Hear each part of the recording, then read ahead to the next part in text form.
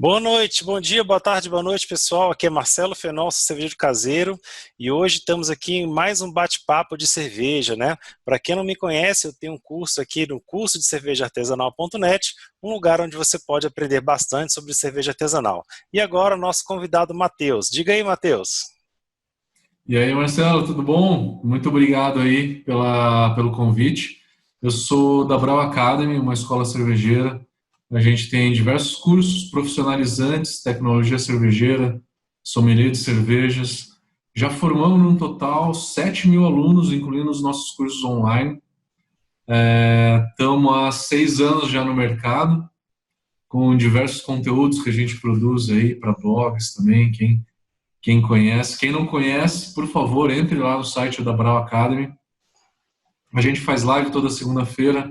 A gente tem 2 séries. Toda quarta-feira tem um vídeo sobre mosturação. Toda sexta-feira tem vídeos falando de técnicas de lupulagem. Todo conteúdo gratuito. Durante a quarentena a gente tem alguns cursos gratuitos, curso básico e curso intermediário também. Estamos lançando uma agenda nova para maio e para junho inteiro de cursos online e ao vivo, onde vocês podem interagir com os professores. Temos mentoria cervejeira, que é um mix de curso com consultoria, né, tudo junto, para o caseiro, voltado para o caseiro, que o caseiro pode fazer da forma que quiser, escolher o assunto e debater algum assunto, ou elaborar uma receita, discutir, ou mandar uma cerveja para a gente avaliar junto.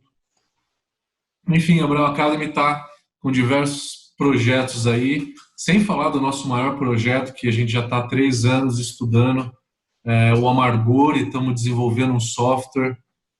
Estamos agora na parte do teste, vamos testar os cálculos de amargor. A gente vai sair com uma fórmula matemática, onde que jogando os dados ali da lupulagem você vai conseguir calcular, ou melhor dizendo, estimar o amargor da cerveja, que é isso que os softwares fazem, né?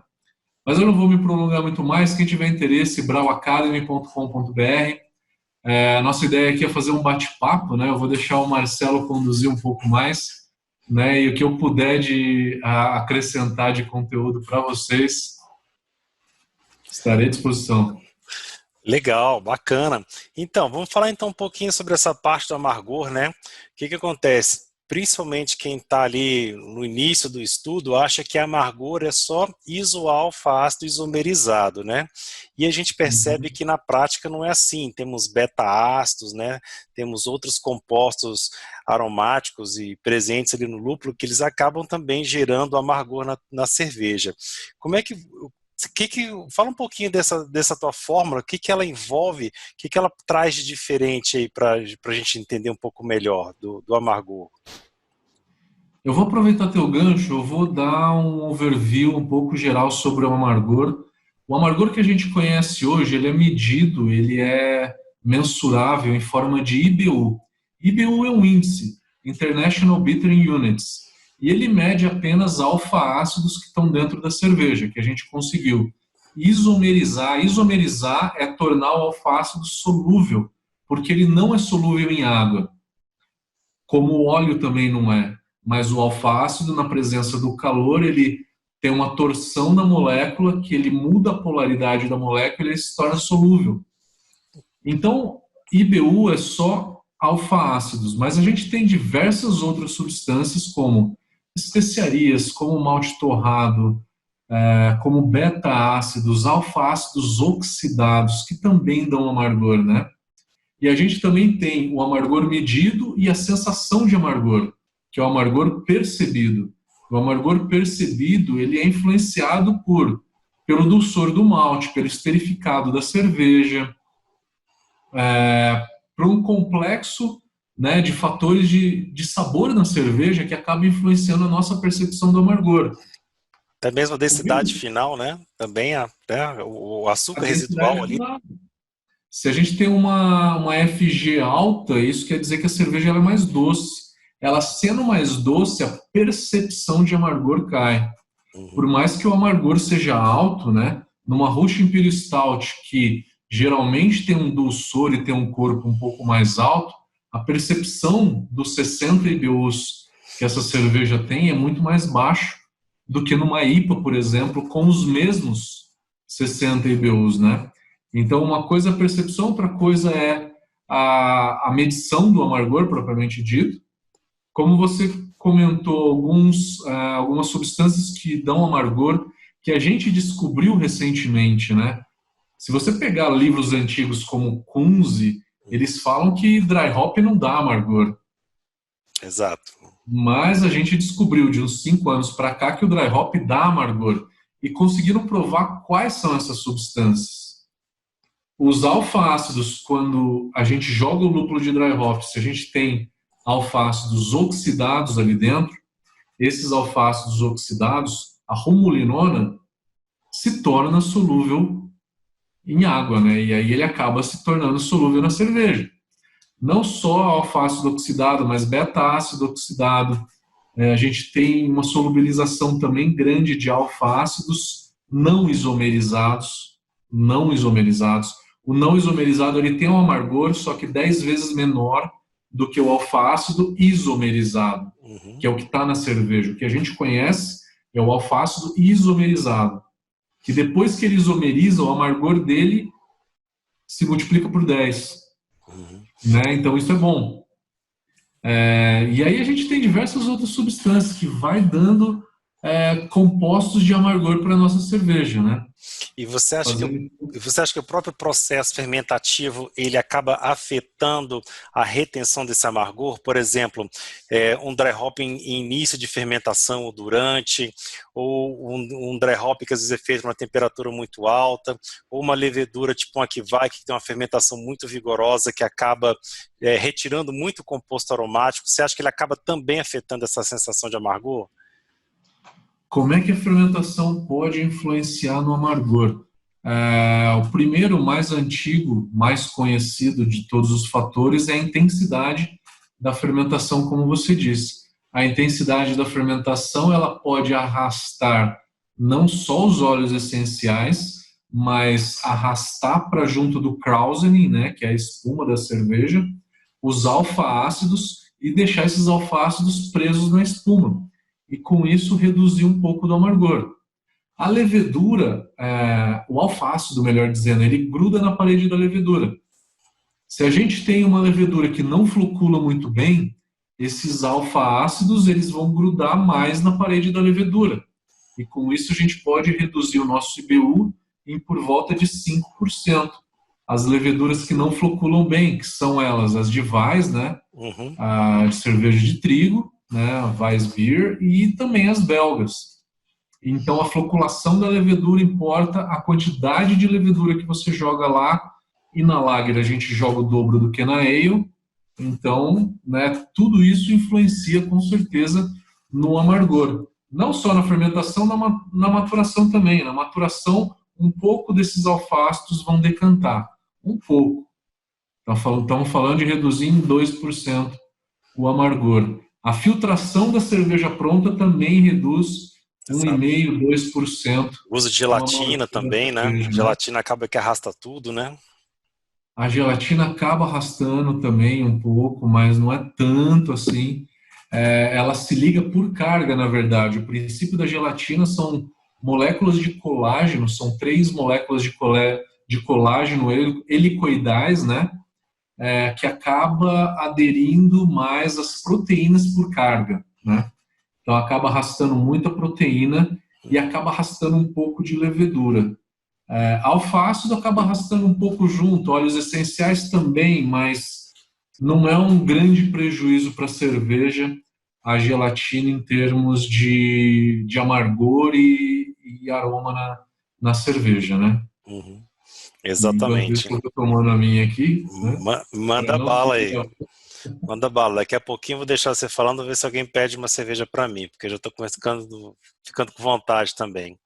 Pois é, eu vejo muitos alunos com dúvida ali, principalmente a parte de dry hop, né? Esse dry hop em temperatura mais alta, pessoal, o que acontece? Eu percebo que muita gente acha que todas as características do processo cervejeiro devem ser aplicadas em todos os contextos, e eu tento passar para eles que isso não é uma verdade, né? Não é toda cerveja que precisa de um descanso de acetil, não é toda cerveja que você precisa mandar a temperatura lá para cima, né? E eu acho que esses erros, exagerar, complicar o processo, é que pode também estar afetando e fazendo uma perda sensorial muito grande, não só do amargor, mas também, principalmente ali de aroma e de sabor de lúpulo, não é? O que você acha? Primeira coisa, que a gente está acostumado a fazer dry hop em quase tudo, né? Então, tem gente que faz muito dry hopping e às vezes cerveja que não precisa. Se a gente for levar tudo isso ao pé da letra, né, um estilo que não vai muito dry hop seria, por exemplo, a IPA inglesa. A IPA inglesa não tem grandes quantidades de dry hop.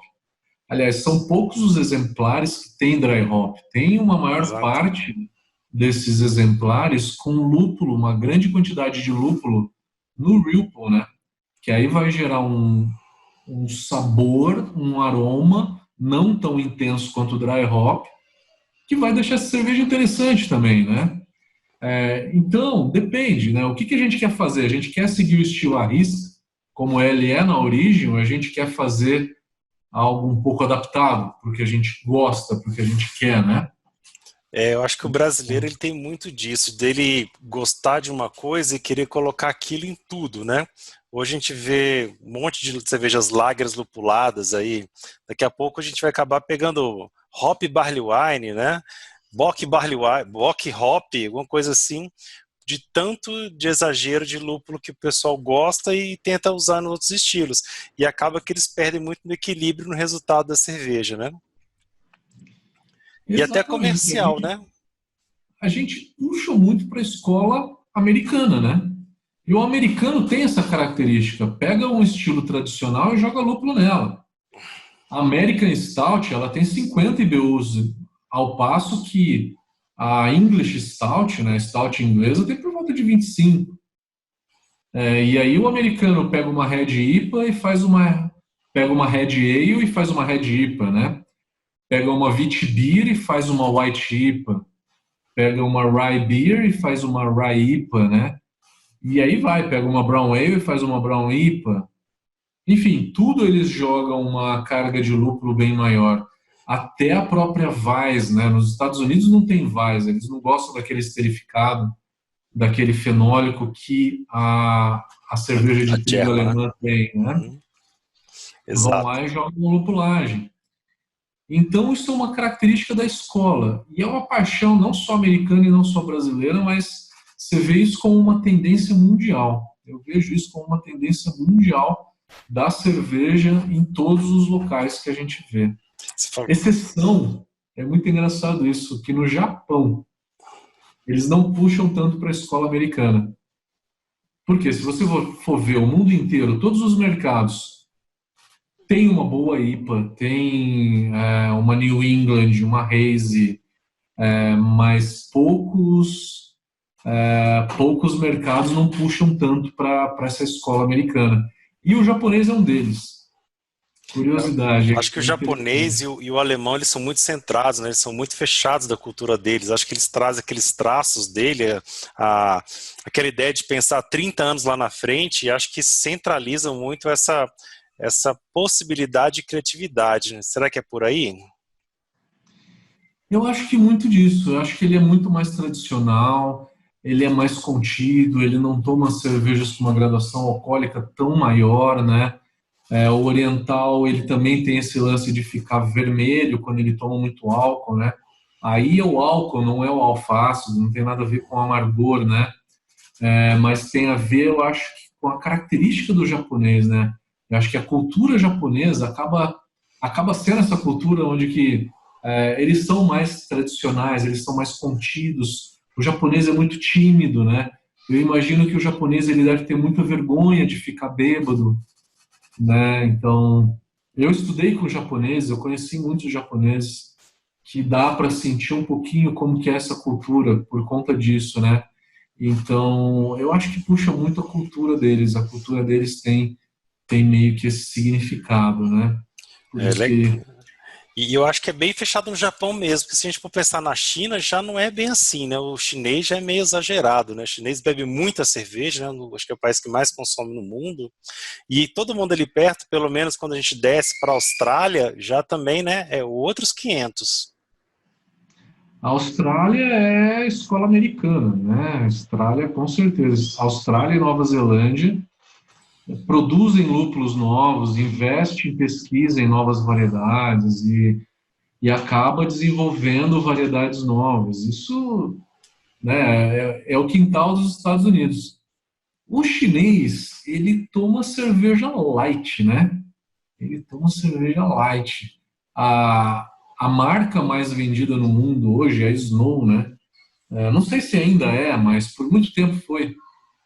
É a grande marca dos chineses. É uma cerveja com 3,5 de álcool e tem quase 50% de arroz, né? Quem Nossa toma Senhora, fala que, meu, horrível. nada com nada, né? É É, pior que Brahma Light, é pior que Bud Light, é pior que tudo isso. exato. Mas voltando a falar do americano, eu sempre faço assim, uma analogia, que é a analogia do bacon, né? Que para o americano o bacon vai bem em tudo e bacon nunca é demais. E eu acho que o lúpulo para o americano é meio que isso, né? Nunca é demais e vai bem em tudo. Com certeza, eu acho que é bem nessa pegada, né? A cultura americana, ela tá muito enraizada nisso. É muito engraçado que a contrapartida é o alemão e é o inglês. O alemão, ele gosta de tomar socialmente. E ele também, como eu acredito que o japonês é, o alemão ele também é um pouco envergonhado. Ele não quer ficar bêbado, ele não quer dar vexame, né? Ele se preocupa muito com o que as outras pessoas pensam. E com isso o alemão ele acaba querendo uma cerveja para tomar em grande quantidade. Já o belga, não, ele bebe para cair mesmo, né? Ele bebe para cair. Você vê, você entra naqueles bares, a galera falando alto e subindo em cima da mesa e caindo quase.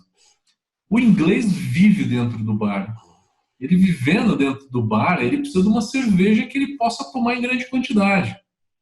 E poucas pessoas sabem. A média da gradação alcoólica das cervejas que tem na Inglaterra é por volta de 4%, né? É a Ordinary Bitter. Por que chama Ordinary Bitter? Porque é a bitter normal que eles tomam lá, de 3,8 a 4,2 de álcool. Exato. A própria Guinness também, né? Essas dry stouts que são bem levinhas, bem fáceis de beber também, né? Ajuda bastante aí. Exatamente. Né? Falando um pouquinho sobre enzimas, né, muitas pessoas perguntam quais são dessa grande oferta de enzimas que nós temos aí nas brew shops, o que é seguro para o cervejeiro caseiro e o que realmente é útil, né? A gente tem muita enzima ali que quebra açúcar, enzima que afina mosto, enzima que promove a beta-glucosidade, né? Diz promover aí uma maior condição aromática. O que será que o cervejeiro caseiro vale a pena para ele? Para a gente separar um pouco assim a vida caseira, onde a gente muitas vezes não tem CIP, muitas vezes a gente tem que tomar cuidado com margem de erro, né? E efeitos mesmo práticos, com resultados práticos, para ele não só gastar dinheiro, já que enzima é uma coisa também muito cara. O que você acha disso aí, Matheus? A primeira enzima que eu vi surgir foi a beta-glucanase. Qual que é a finalidade da beta-glucanase? Ela quebra beta-glucano, é uma enzima que o próprio malte já tem, e a 45 graus ela funciona bem. Com isso, você quebrando o beta-glucano, você reduz a viscosidade que iria atrapalhar você durante a clarificação, né? Na hora de recircular o nosso mosto ali durante a clarificação. Então, a primeira que surgiu foi essa, que era para realmente melhorar o processo de clarificação. Para o caseiro, isso não é tanto uma vantagem. Eu acho que é mais para a cervejaria que quer ganhar tempo, produtividade, né? Para o caseiro, eu nunca vi grandes problemas de clarificação. Às vezes pode demorar um pouco mais, né? Eu usei um pouquinho mais de malte aí, fui fazer uma cerveja mais alcoólica, demora um pouco mais, né? Tempo para o caseiro não é um fator limitante, mas é uma opção se você está fazendo uma cerveja high gravity com bastante malte.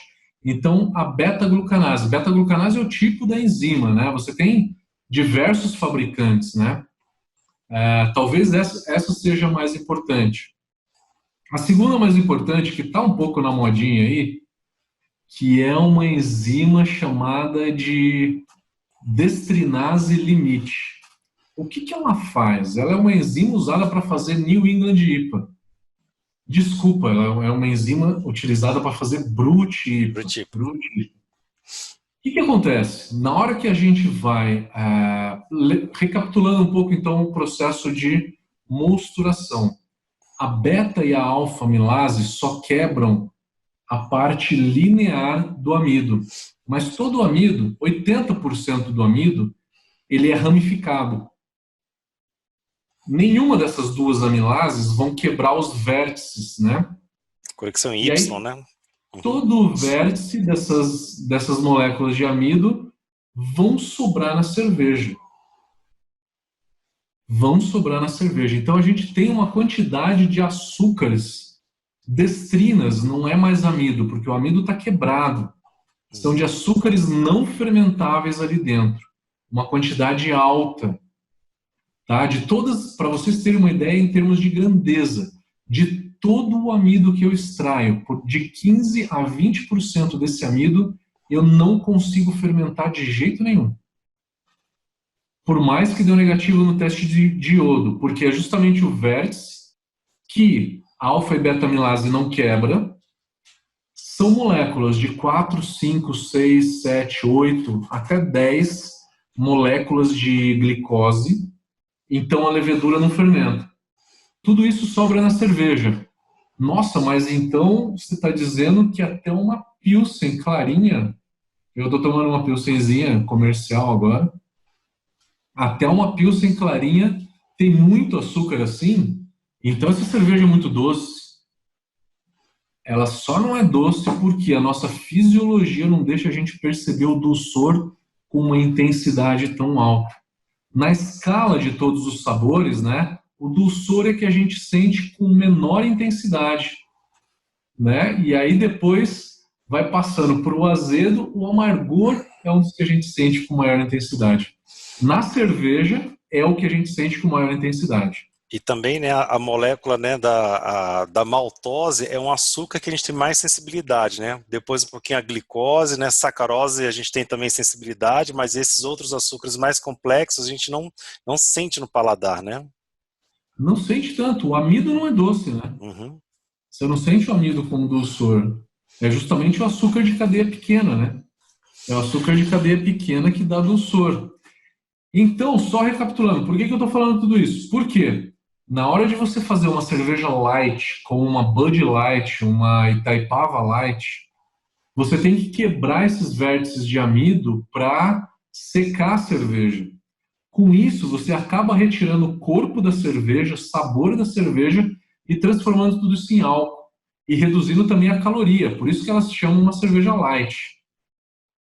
A Brut IPA, o conceito dela foi desconstruir, né, a New England IPA, a Hazy IPA, que é uma cerveja que tinha um malte um pouco mais elevado, né? Tem bastante trigo, aveia para dar corpo, né, cremosidade nisso tudo. Então, acabou meio que de uma forma usando essa mesma enzima. E a densidade da cerveja ela é menor do que da água. 0,995, 998. Por conta do álcool, né? Por conta do álcool e porque quebrou todos esses açúcares. Quebrou o açúcar, transformou em álcool, que tem uma densidade muito menor do que a água, né? A água é 1,0 de densidade, né? Já o álcool é 7,89, uma densidade muito menor e acaba caindo muito a FG. Então, essa é uma enzima chamada de destrinase limite, que quebra esses açúcares, os açúcares que nenhuma outra enzima consegue quebrar. Com isso, eles vão ser fermentáveis, né? E essa enzima está sendo muito vendida hoje nos brew shops, porque muita gente quer fazer a Brut IPA, e Exato. não uma Light Lager, né? Exato, mas acho que é bom lembrar também que ele não deve comprar isso para tentar usar em todas as cervejas, senão vai acabar tendo cerveja muito aguada e sem gosto de nada, né? É só para o estilo. Tem muito cervejeiro que acha que o ingrediente serve para tudo. Então, eu acho que é importante afirmar que é para isso e não é para o resto. Bem colocado, bem colocado. Não vamos usar isso daí à torta direita, porque senão não vai dar certo, né? Senão vai fugir muito do estilo e a cerveja fica aguada mesmo. Esses açúcares que sobram, que não são fermentáveis, eles são necessários, né? Exato. Você acha que, por exemplo, o cara quer fazer lá uma Riesling, uma Barley Wine por um malte. Você acha que usar essa enzima aí vai acabar atrapalhando? Ou é melhor você usar, de repente, um complemento com sacarose, alguma coisa assim, do que mexer com enzima para tentar afinar mais ainda o corpo? Com certeza, excelente pergunta. Eu acho que fazer uma barley wine 100% malte um pouco difícil, né? É um negócio utópico. Depende. Você é um caseiro ou você é uma indústria? O caseiro, ele pode ser mais romântico, né? Ele tem o direito de ser mais romântico, gastar muito mais dinheiro, né, com o malte Uhum. e fazer uma RIS 100% malte, sem adjunto nenhum, sem nenhum açúcar, e fazer uma barley wine 100% malte, né? Não tem problema nenhum. O problema é que você vai gastar muito mais malte, não vai poder lavar muito o seu grão, né? Você tem que respeitar uma quantidade mínima de água, que é 3 litros para cada quilo de malte, porque senão teu rendimento começa a cair demais e cai vertiginosamente para baixo de 3 litros para cada quilo de malte, Depois né? eu tenho que ferver 6 horas esse negócio aí para conseguir a OG, né? E aí vai. Diferença sensorial. Fazer uma cerveja dessa puro malte com açúcar. Qual que é a diferença? O malte ele é 60, 62% fermentáveis. Dos 40 que sobrou, 15, 20% são esses açúcares. 10% é proteínas, 4% de lipídio, e aí vai vitaminas, entre outras substâncias que dão sustentação nesse sabor, dão corpo na cerveja. Uma cerveja por um malte, você não sente o sabor do álcool tão facilmente. Vai ser uma cerveja muito mais encorpada. As primeiras RIS que eu fiz foram por um malte. Fica um creme, né? Na hora que você vai servir ali, o negócio está denso, parece uma calda de pudim caindo no copo, né? De tão denso que o negócio é. Fica muito bom? Fica. Mas você gasta muito malte e a cerveja fica muito doce. Se você substituir por volta de 10% desse malte e colocar açúcar de cozinha ali, o açúcar ele é 100% fermentável. Então você só está adicionando álcool nessa cerveja. E adicionar álcool sem adicionar mais açúcares quer dizer, o álcool, o sabor do álcool é aliviar o dulçor. O álcool alivia, deixa a cerveja mais refrescante, né? Então, sensorialmente, você está reduzindo o corpo da cerveja com isso, né? Maravilha, maravilha. Pois é. E continuando então aí, que outras enzimas você acha que o cervejeiro caseiro poderia usar, além dessas duas que a gente já falou? Eu acho que a única que ele não consegue viver sem, se ele quiser fazer uma Brut IPA, é a destrinase limite, né? A beta-glucanase não é obrigatório, não é obrigatório. Tem outras, uma outra que todo mundo pergunta é chamada Maturex. A Maturex não deixa a levedura gerar diacetil. Isso te economiza uns 2 dias, que é a parada de diacetil. Você não precisaria fazer a parada de diacetil usando essa enzima. É, mas acho que essa para o caseiro, né? Acho que o custo é muito alto para o benefício que ela teria, né? Acho que para a indústria faz mais sentido, né? A mais importante é essa de quebrar para fazer a brutipa, né? A Sim. destrinase limite, na minha opinião. Aí você tem outras coisas que são adjuntos, né? E não são enzimas, como o Real Flock, que é para clarificar a cerveja, Biofine, você tem a gelatina, propriamente dito, né? Tem também alguns deles que são voltados a aumentar o tempo de prateleira, né? Diminuir ali a propagação de bactérias, né? Também. Antioxidantes também, são todos adjuntos, não são enzimas. Exato. Maravilha. Vamos falar agora um pouquinho de equipamento e caseiro. Tem surgido aí coisas novas no mercado, né? Temos single vessel que começa a dominar, né? Cada vez mais aparecendo single vessel e diminuindo o tradicional sistema de 2 ou 3 panelas, ou mesmo BIAB. E agora temos também essas panelas novas, né? Que prometem você fazer ali quase que um bibloco em casa. O que a gente pode falar sobre isso daí? Single vessel ela acabou virando meio que uma moda para o caseiro hoje, né? Da onde que surgiu isso? A single vessel veio de um método de mosturação chamado brew in a bag. O brew in a bag era você colocar todos os grãos dentro de um saco, né? E aí colocar esse saco dentro da tua panela de mostura. E aí você retira tudo isso, né? Dessa forma, simplesmente assim. O que que o single vessel é? Ele é um brew in a bag de inox, né? Você tem uma panela ali onde que fica todo o líquido, que tem a resistência embaixo. Dentro dessa panela vai um cesto, aonde que os grãos ficam concentrados ali dentro. Ficam concentrados ali dentro e não saem. Que eu consigo. Existem single vessel onde que esse cesto vai dentro da panela maior e tem outros que vai para cima, onde que ficam as duas, uma em cima da outra. A finalidade é a mesma, né? É a mesma. Todo single vessel vai ter que ter duas panelas. Uma que é a maior, onde que está a resistência, onde que tem o aquecimento, e uma outra que é o cesto, onde que estão os grãos. Os grãos podem ficar, esse cesto pode ficar dentro da panela de fervura ou um pouco para cima. A vantagem de ficar dentro, que você tem uma homogeneidade térmica maior ali dentro.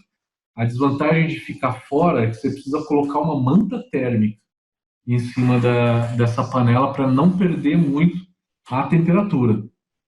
Entendi. Mas em relação à eficiência, você acha que é a mesma coisa ou que tem alguma diferença? A grande vantagem é praticidade. A desvantagem é eficiência. Por quê? Colocou os grãos ali no cesto, você, geralmente, a maioria das pessoas, não mexe muito, né? E deixar o grão ali sem mexer muito quer dizer o quê? Quer dizer que esse grão ele vai criar, essa camada de grãos vai criar caminhos preferenciais ali dentro, aonde que durante essa recirculação eu não consigo fazer com que o meu mosto passe homogeneamente por todos os grãos e consiga fazer uma extração melhor. Então a eficiência ela é mais baixa. Porém, a dica que eu dou é sempre tentar mexer no comecinho da mostura, se você conseguir essa camada de grãos, para que com isso você consiga aumentar a sua eficiência. E aí, mais para o final da mostura, você deixa a recirculação acontecendo com os grãos parados ali. Porque daí você consegue clarificar o teu mosto, que é um dos objetivos, né, dessa etapa, é clarificar o mosto também. Exato, que já pode estar juntando ali perto já do mash out, né, com temperatura até mais alta, que facilita aí a tanto a recirculação quanto a limpeza, né? Tá, exatamente, exatamente.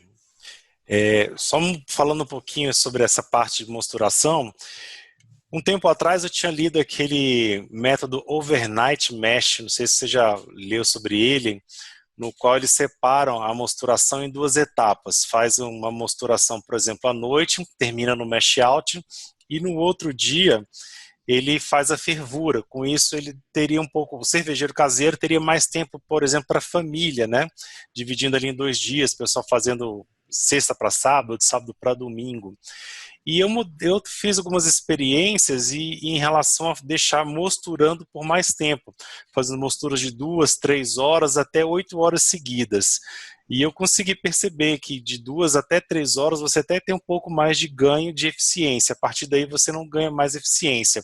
Mas você tem alguma experiência, alguma coisinha para falar em relação a essas mosturas bem longas, assim, com 2 horas ou mais de duração? Tenho sim, tenho sim. Faz todo sentido, a eficiência aumenta. Por quê? Porque a quebra do amido, ela não é um negócio que deu negativo ali no teste do iodo, acabou a ação enzimática. Não. Você tem uma atividade residual dessas enzimas que perduram por até 6 ou 8 horas, realmente, que é o tempo que você falou. Aí a tua eficiência vai aumentar 4 ou 5%. Só que não é viável numa cervejaria comercial, porque você precisa de um longo tempo para ter esse ganho de eficiência. Não vale a pena, financeiramente dizendo. A vantagem de deixar essas mosturações longas é essa da eficiência. A desvantagem é que você pode acidificar um pouco mais ela, que talvez não seja uma grande desvantagem, mas a desvantagem real para o caseiro é probabilidade de contaminação. E essa é um risco muito fácil, uma coisa muito fácil de acontecer, e tem que deixar muito fechado, tentar garantir o máximo possível aí da sanitização dessa panela e não entrar nada. Mas a gente tem que tomar cuidado que a própria casca do malte já vem muitos lactobacilos ali, né? E nessa temperatura, tudo bem, se você conseguiu passar pelo menos ali dos 60 e poucos, talvez você até tenha conseguido matar uma boa parte dos lactobacilos. Mas mesmo assim, né, tem que tomar cuidado, porque está bem próximo da temperatura ótima deles, né? Exatamente, exatamente. O lactobacillus ele começa a morrer com 50 e poucos, né? Assim, 50 graus ele tá no... Alguns lactobacillus estão no ótimo dele, né? Vão morrer por volta de 70. Então, se você fechar essa panela quando tiver um pouco mais do que 60 graus, você meio que pasteurizou tudo aquilo ali, né? Então, dessa forma, você está garantindo um pouco mais a contaminação desse mosto, mas nunca é 100% garantido, né? Acho que 100% garantido a gente não consegue mais nada hoje em dia, né? Agora, mais uma coisinha para a gente fechar esse assunto aí. Em relação a essas mosturações muito longas, você acha que também pode ter muita quebra de proteína, né, de médio peso molecular, baixo peso molecular, e a gente acabar tendo problema de retenção de espuma, formação de espuma nessas mosturações? Eu acredito que não, porque na hora que você tampou a panela, você vai fazer isso a uns 70 graus mais ou menos, que a protease que funciona bem a 50, 52, ela tá desnaturada praticamente já, Já né? foi embora, né? Ela foi embora, então a protease não vai continuar atuando. Legal, Realmente não vai continuar atuando. As enzimas que atuam abaixo de 60 graus vão já ter desnaturado. legal. Hoje você faz cerveja na tua casa aí com panela elétrica, assim, de sistema single vessel? Eu tenho uma Exibril 60 litros, gosto muito, cara, gosto realmente muito. Antes eu tinha um fogão industrial em casa que enferrujava pra caramba e soltava ferrugem, manchava o piso. Cara, era uma confusão, cara. Essa panela elétrica me deu, nossa, uma tranquilidade, É um cara, conforto, realmente uma né? tranquilidade, Eu cara. também acho bastante. Quando eu saí da panela, né, que tinha muito a ver, aquele controle que você gasta muito tempo vendo a temperatura para não passar, e às vezes a panela também depois fica muito preta para limpar. E quando você deixa aí no elétrico, no automático, te dá tempo para você pensar em outras coisas da cerveja, né? Você acaba fazendo cerveja melhor. Com certeza, concordo, concordo. Concordo, é Bacana, muito mais praticidade, né? exatamente. E agora falando um pouquinho de fermentação, né? Eu vejo muita gente perguntando ainda, né, se vale a pena investir num fermentador cônico para o nível caseiro. E qual que seria a tua opinião sobre isso? O fermentador cônico, ele é cônico para que você consiga decantar mais facilmente a levedura, e ela é feita naquela angulação de 60 graus para que você consiga decantar melhor a levedura, né? Isso funciona para o inox, os 60 graus funciona para o inox. O de plástico a 60 graus, a levedura não tem a capacidade de escorregar pelo polipropileno, tá?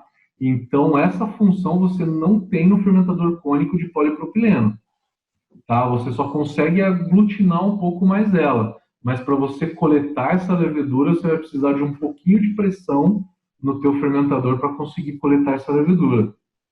E com isso, você consegue, né, dependendo da estrutura desse fermentador, se você, a altura da válvula também depende, da válvula de invase, né? Ela tem que estar numa determinada altura onde que você colete só cerveja limpa. Com isso, você acaba tendo, né, uma cerveja mais limpa, um invase um pouco melhor por conta disso, né? Então, o fermentador cônico ele acaba sendo melhor nessa parte, né, de coleta de levedura, limpar um pouco mais a cerveja. O caseiro ele só consegue esses efeitos quando ele faz aquela trasfega da cerveja através de um sifão, né? Vai com o sifão de cima para baixo, vai coletando a cerveja, passando para um outro balde e aí na hora que vai chegando no sedimento para a trasfega. É uma forma que o caseiro pode fazer dessa forma também, né? Então Exato. são opções. Eu vejo, assim, às vezes um dinheiro mal investido em duas situações. A primeira, quando ele tem um fermentador pequeno e ele compra fermentador pequeno cônico, né? 20 litros, por exemplo, e acaba que ele começa a tentar fazer purgas e acaba que perde muita cerveja ali e vai acabar vazando às vezes 15 litros, 17 litros, porque perdeu demais. E outra coisa que eu tenho observado também, principalmente nesses equipamentos chineses, é uma má não só uma qualidade, mas uma má formação do equipamento. Por exemplo, colocam válvulas ali para você fazer purga, que é uma válvula de meia polegada e nem é de passagem plena, é aquela restrita. Então ele tem ali 3, 4 milímetros para passar levedura. É praticamente impossível você fazer uma purga. Se fizer um cold crash, então é que fica impossível mesmo, né? O equipamento acaba que fica inútil. Você já viu esse tipo de situação? Eu já vi muito equipamento caseiro que não tem uma qualidade tão boa, né? A maioria desses fermentadores cônicos que são pequenos, seja ele para micro cervejaria ou para cervejeiro caseiro, geralmente não tem aquela qualidade tão boa, né? Você acaba, o custo-benefício dele já não fica tão interessante. Você acaba pagando muito caro no fermentador cônico de inox desse, e acaba não sendo dos mais interessantes, né? Então, eu não sei, eu acho que na hora de crescer a produção, tem que crescer logo para uma panela de 250 e aí ter um fermentador realmente maior, 250 litros, 500 litros, né? Então, não tem como, né? A não ser que queira ter um brinquedinho ali totalmente especial, né? Que seja um xodozinho. Mas o custo-benefício, ele realmente ele não vale tanto a pena. Eu vejo às vezes mesmo equipamentos top de linhas, como lá da SS americano, né, que aí sim o cara tem uma válvula borboleta ali de 2 polegadas, mas num fermentador de 20 litros, eu fico vendo, nossa senhora, ter 2 polegadas para 20 litros, é difícil até de operar ali, né, para não ter uma perda, dar um vacilo qualquer ali, é complicado, né? Com certeza, não tem sentido. 2 polegadas é 4 centímetros de diâmetro, mais ou menos. Não tem sentido mesmo. Eu Exato. realmente não vejo essa possibilidade. Beleza. Matheus, muito obrigado. A gente já está aqui com mais ou menos uma meia hora de bate-papo técnico muitíssimo bom. Te Valeu. agradeço imensamente a participação aqui, né? Dessa nossa.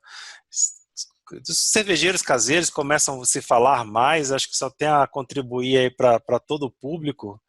E te convido a participar mais vezes aqui do canal também para a gente conseguir só difundir a cervejaria caseira e esse processo de fazer cerveja que para mim é um dos hobbies mais legais que eu já tive na minha vida.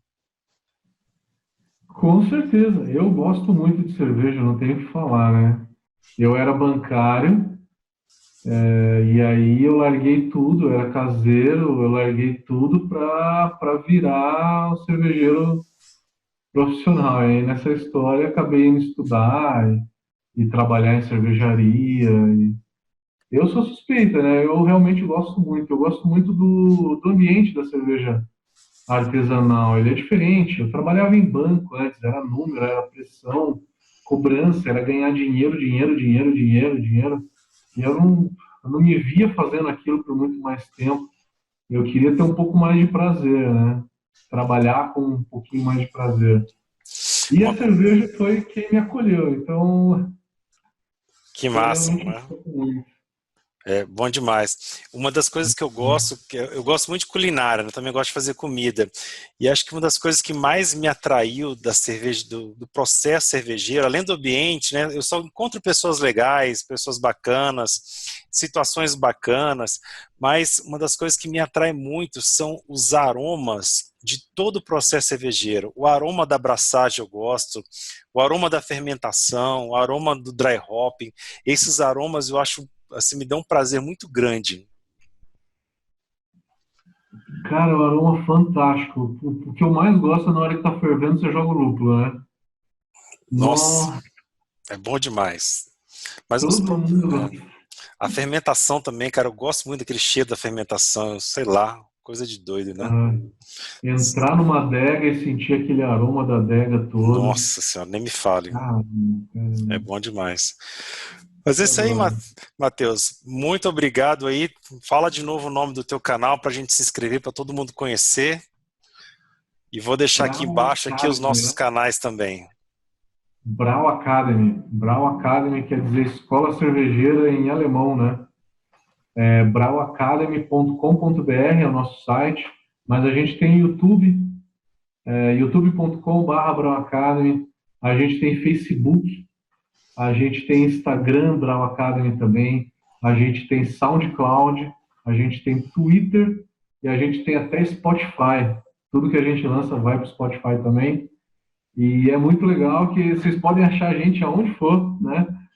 Praticamente todas as mídias a gente está por aí, é só digitar Brau Academy lá que a gente está. Maravilha. Legal, bom demais. Então é isso aí, galera. Um forte abraço e até o próximo vídeo aí com a gente. Falou? Fiquem com Deus. Obrigado, obrigado, gente. Valeu.